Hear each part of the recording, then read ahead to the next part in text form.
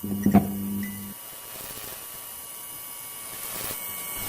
was going to say, you brought up this story about my family, the other side of the Russells that we didn't want anybody to know about. Those Russells they're a little crazy. They are. And you're the director of this and also one of the screenwriters. Tell me a little bit about this story. I mean, it was just such a unique thing about how people would use, like certain powers to get what they wanted from other Yeah. folk. Yeah. I mean, we were interested in sort of what the novel does is it tells this very sprawling generational story that encompasses a lot of complex, sinister characters.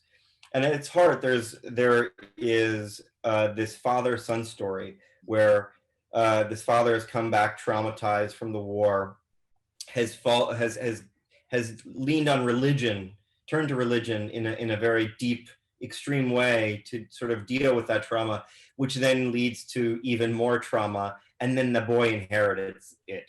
And so much of the story is like at its heart, this story is about how does this boy who's inherited this trauma either break the cycle or continue the cycle.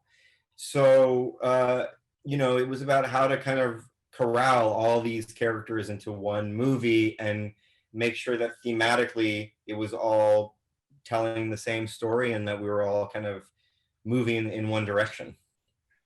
And you're absolutely right, because it was kind of like everybody was using the same thing, being person, to get what they wanted to do with other folk.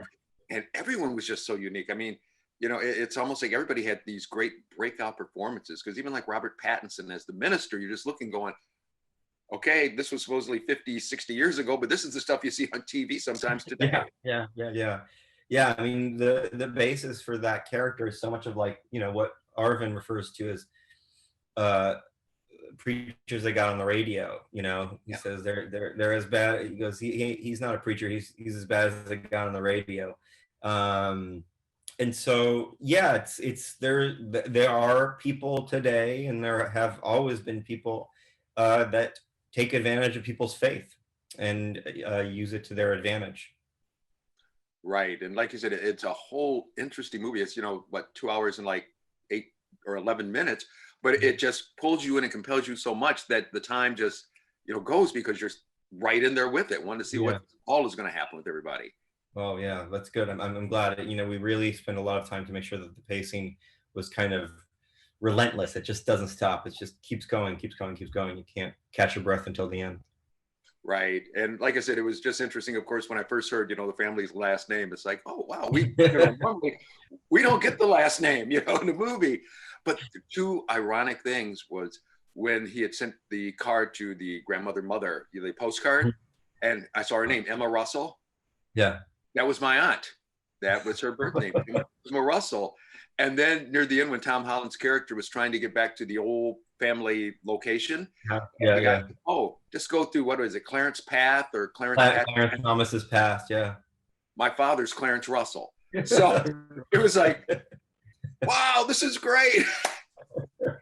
Can't wait for the sequel. Put a Greg in there. Yeah, I will. I'll do it for sure. All right. Antonio, thank you so very, very much. And again, really enjoyed. I really appreciate it. Thanks so much.